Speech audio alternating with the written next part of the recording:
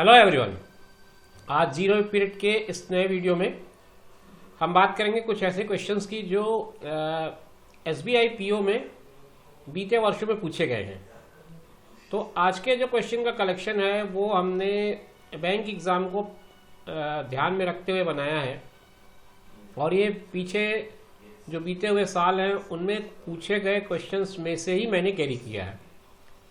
पहला क्वेश्चन है, Rita borrows ₹7,000 at simple interest from a lender.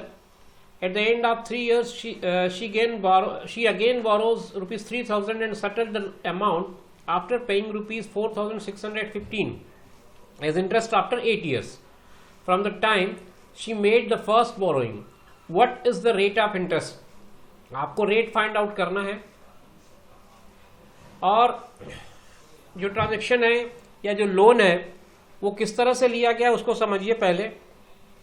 पहले उसने 7,000 लिया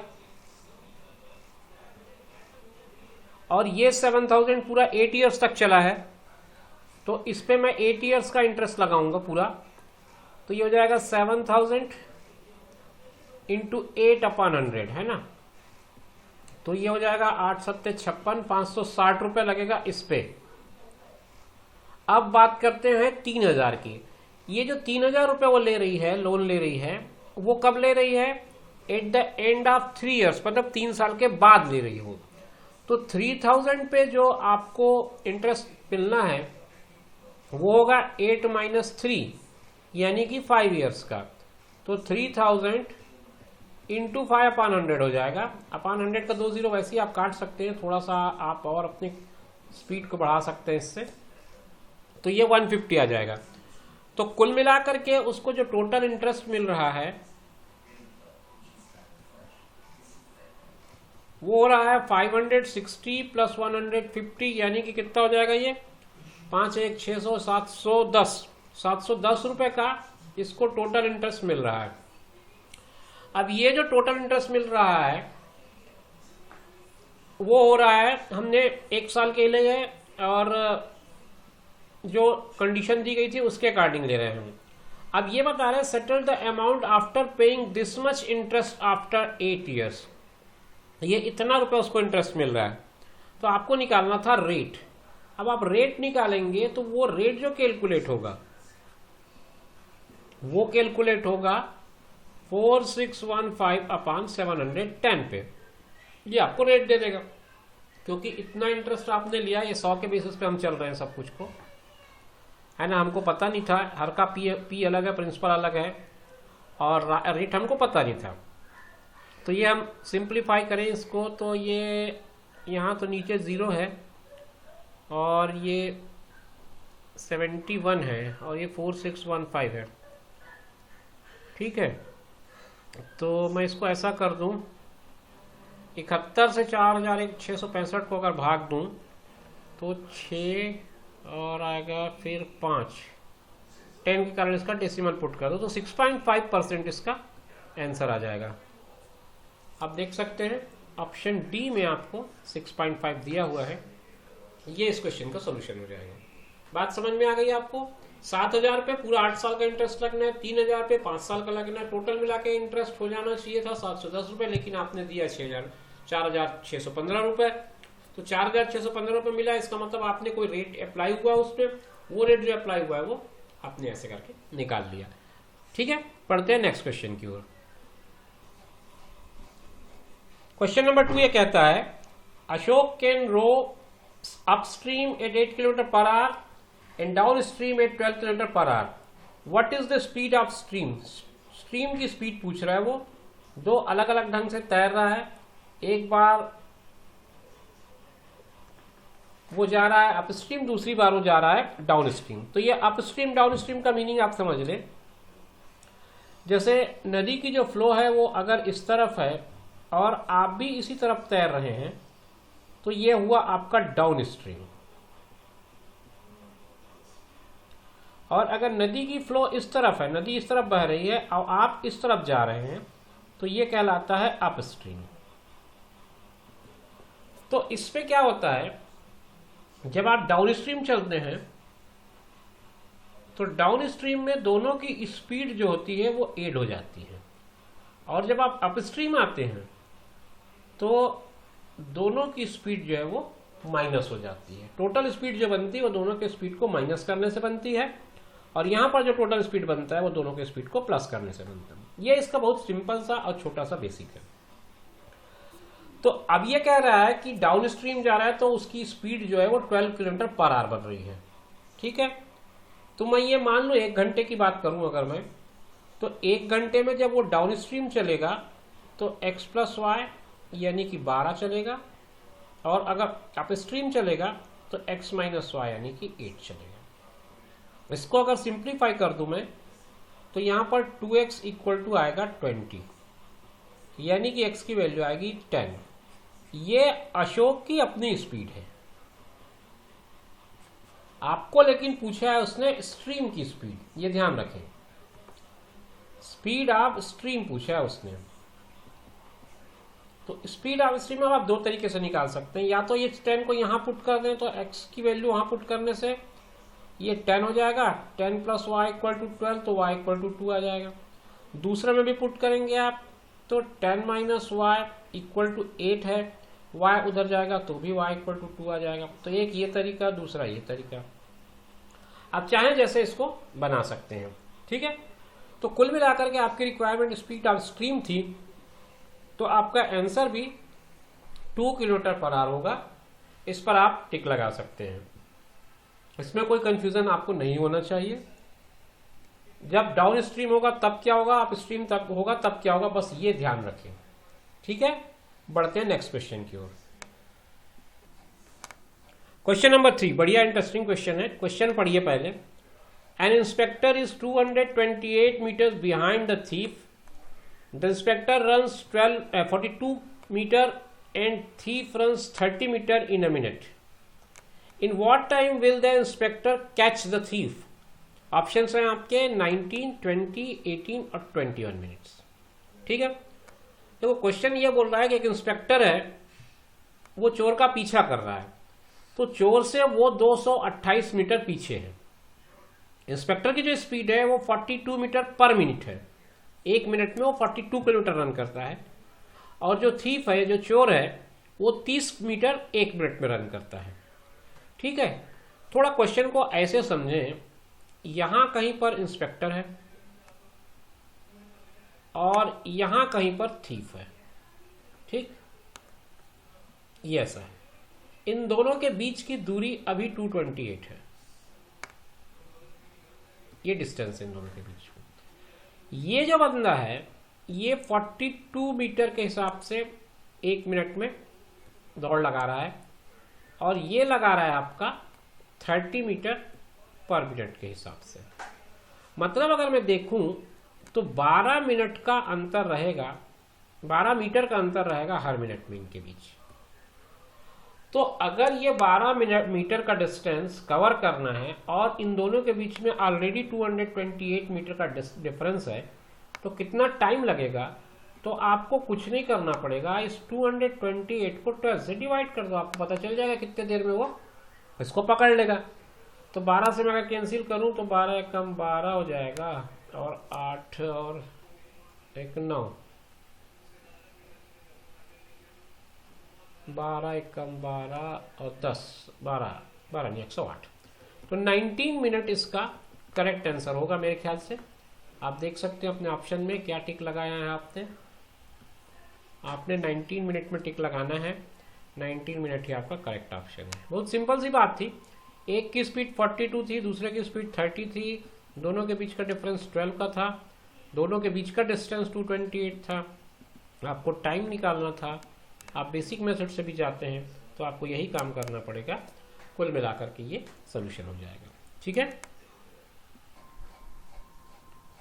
क्वेश्चन नंबर 4 एक इंटरेस्टिंग और एक तरह से आपके लिए थोड़ा सा कॉम्प्लेक्स क्वेश्चन है, क्योंकि इसमें थोड़ा ज्योमेट्री है, थोड़ा मेंसुरेशन है, थोड़ा पाई चार्ट है, ये सारी चीजें मिलाकर के स्टैटिस्टिक्स का पार्ट है, समझ लो।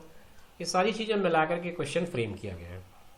आपने अगर क्वेश्चन को समझ लिया, आधा क्वेश्चन आपका बन गया, क्योंकि ये कह रहा है a slice from a circular pizza of diameter 14 inches is cut in such a way that each slice of pizza has a central angle of 45 degree. What is the area of each slice of pizza? इससे एक word use किया है, ये ध्यान रखें, each slice of pizza, हर एक जो है उसका सेंट्रल एंगल 45 है। तो हर एक का सेंट्रल एंगल 45 है। तो पहले मैं ये निकाल लूँ इसको कि ये कितना हो जाएगा। तो ये हो जाएगा आपका 45 से अगर मैं डिवाइड करता हूँ तो आई थिंक 8 बार जाना चाहिए।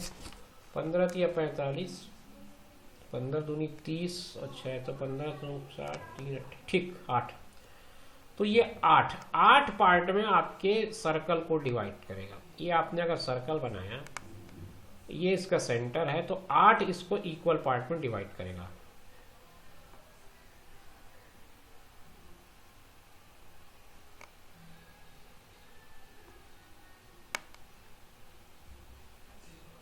एक 2 3 4 5 6 7 8, ये 8 पार्ट में डिवाइड हो गया। 8 पार्ट इक्वल होंगे, ये सब इक्वल पार्ट होंगे, ये ध्यान रखना। तो इसका मतलब ये हुआ कि जो सर्कल का एरिया है पाई आर स्क्वायर, वो 8 पार्ट पे डिवाइड करने पे एक स्लाइस का एरिया मिल देगा। एरिया ऑफ स्लाइस जो होगा वो होगा पाई आर स्क्वायर अपॉन 8। तो अब आपको क्या क्या चाहिए इस पे? आपको केवल आर की जरूरत है। तो एरिया स्लाइस अगर निकालते हैं आप, area of slice of pizza, तो ये हो जाएगा, पहले ही मैंने लिख दिया इसको, 8 पार्ट हुए ना। हाँ, तो 8 पार्ट को आपने डिवाइड कर दिया है। 1/8, पाई को मैंने कर दिया 22/7। और इसका ये ध्यान रखें, इसने दिया है डायमीटर 14।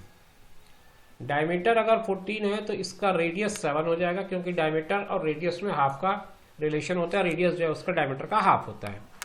तो आपने इसको हाफ कर दिया। अब उसका स्क्वायर बोला है तो उसको ऐसा।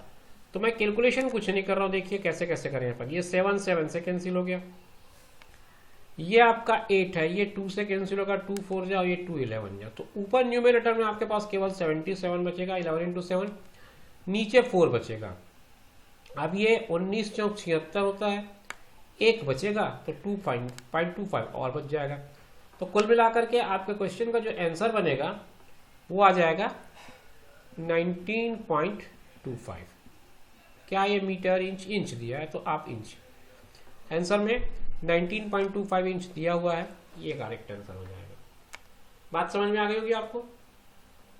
सेंट्रल एंगल का जो कॉन्सेप्ट है वो थोड़ा सा दिमाग में रखिए। इस पे सारे का सेंट्रल एंगल इक्वल है बोला है, तो 360 कंप्लीट एंगल होता है किसी भी सर्कल के। अगर सेंटर पे आप देखें तो कंप्लीट एंगल 360 का होता है, और इस पे हर एंगल इक्वल आएगा। तो 360 को मुझे 45 से डिवाइड करना पड़ेगा, तो मुझे पता चल जाएगा कि 8 एंगल्स बनेंगे, मतलब 8 पार्ट बनेंगे आपके पिज्जा के। तो पिज्जा का जो 8 पार्ट बनेगा वो 8 पार्ट इक्वल है, ऐसा कह रहा है। 8 पार्ट इक्वल है, मतलब ये हुआ कि अगर एक पार्ट का मुझे एरिया निकालना है तो मुझे सर्कल के एरिया को 8 से डिवाइड करना पड़ेगा। तो जब मैंने सर्कल के एरिया को 8 से डिवाइड करना है तो मुझे सर्कल का एरिया तो निकालना पड़ेगा। उसके लिए मुझे रेडियस चाहिए, रेडियस दिया नहीं है, रेडियस की जगह डायमीटर दिया है। डायमीटर को मैंने हाफ कर दिया, रेडियस मिल गया मुझे। ये डायमीटर था मेरे पास, ये दिया क्वेश्चन में, उसको मैंने हाफ करके रेडियस बना दिया। जब रेडियस बन गया तो उसको आर स्क्वायर की जगह पुट कर दिया 1/1। इसमें से 1 से 1 ऑलरेडी कैंसिल हो जा रहा है। ये 8 2 से कैंसिल होता है, 22 2 से कैंसिल होता है, ये मैंने कैंसिल कर दिया। तो 77/4 आ रहा है, जिसको आप और सिंप्लीफाई करेंगे तो 19.25 आएगा। ये इस क्वेश्चन का इजीली आपका सोल्यूशन हो जाएगा। ठीक है, आगे बढ़े। क्वेश्चन नंबर 5 आज की इस वीडियो का आखिरी क्वेश्चन है। ये क्वेश्चन कहता है the ratio of the monthly salaries of A and B is in the ratio 15-16 and that of B and C in the ratio 17-18. Find the monthly income of C if the total of their monthly salary is 187,450. है तो ये question ratio proportion का, but इसमें जो calculation वाला part है वो थोड़ा बड़ा है, तो वहाँ पे आप थोड़ा सा ध्यान देंगे। सिंपल पहले अपन ले लेते हैं ए और बी, इनका रेशियो है 15 और 16 का। फिर बी और सी दिया है उसने, उनका रेशियो है 17 और 18 का। मैं 15 को मतलब b को अगर इक्वल बनाना चाहूँ तो यहाँ पर मुझे मल्टीप्लाई करना पड़ेगा 17 का, और यहाँ पे मल्टीप्लाई करना पड़ेगा मुझे 16 का। ऐसा जब कर रहा हूँ मैं तो ये जो नया रेशियो बन रहा है वो हो जाता है 15 गुणित 17, ये कितना हो जाएगा, मेरे ख्याल से ये हो जाएगा 255। 15 7 105 और 10 15 कम 15 10 25 255, ये हो जाएगा 255। और 16 और 17 17 का 289 होता है, उसमें 16 का 272, ये आ जाएगा 272। अब इसमें देखें 16 को 17 से मल्टीप्लाई करेंगे तो ये तो 255 ही बनेगा, इसमें तो कोई सोचने की ज़रूरत नहीं है। 16 और 18 को मल्टीप्लाई करेंगे तो क्या बनेगा, ये बनना चाहिए 288। एक बार चेक कर लें कैलकुलेशन को। 16 17 तो 16 7 एक मिनट कहीं कुछ गड़बड़ तो नहीं हो रहा है कैलकुलेशन में, थोड़ा चेक कर लें कैलकुलेशन एक बार। हाँ जी, एक गलती हो गई थी हमसे, ये गलती सुधार लें। ये 255 क्यों होगा भाई, यहाँ पर तो आपको 272 लेना था ना, ये तो 272 ही बनेगा, उसके अलावा और कुछ नहीं हो सकता इस पर। तो यहाँ पर आएगा 272, ये ध्यान रखेंगे। देखिए ऐसे मिस्टेक्स होते हैं, उसमें थोड़ा सा ध्यान रखें अपना। तो अब यह क्वेश्चन आपका आ जा रहा है 255 रेशियो 272 रेशियो 288, ये ए बी सी का एक साथ रेशियो बन जा रहा है। अब इस रेशियो के इक्वल आपको बता रहा है वो कितना है, इनका अगर मैं सम कर दूं तो ये हो जाता है 2 2 4 और 2 6 600, और ये कितना हो जाएगा,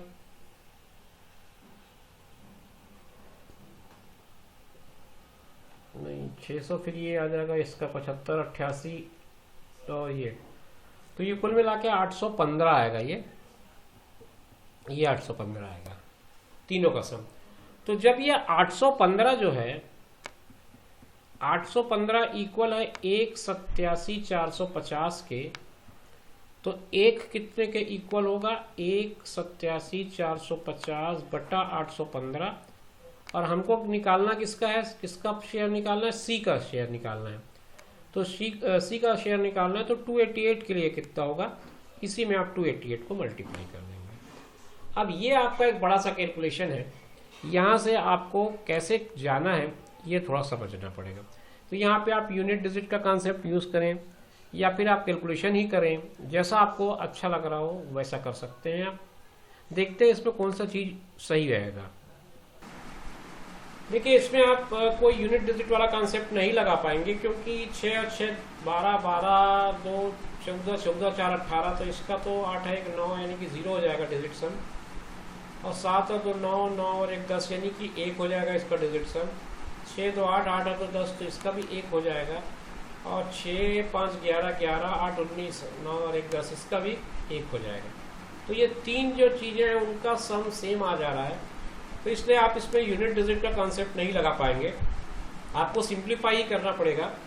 अब आप सिंप्लीफाई कैसे करेंगे ये आपके ऊपर है, क्योंकि आपको एक बड़ा नंबर दिया है यहाँ पे और आपको उसको सिंप्लीफिकेशन करके उसका आंसर निकालना है।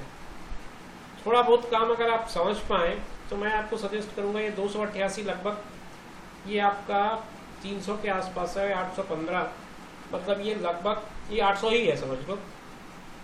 तो ये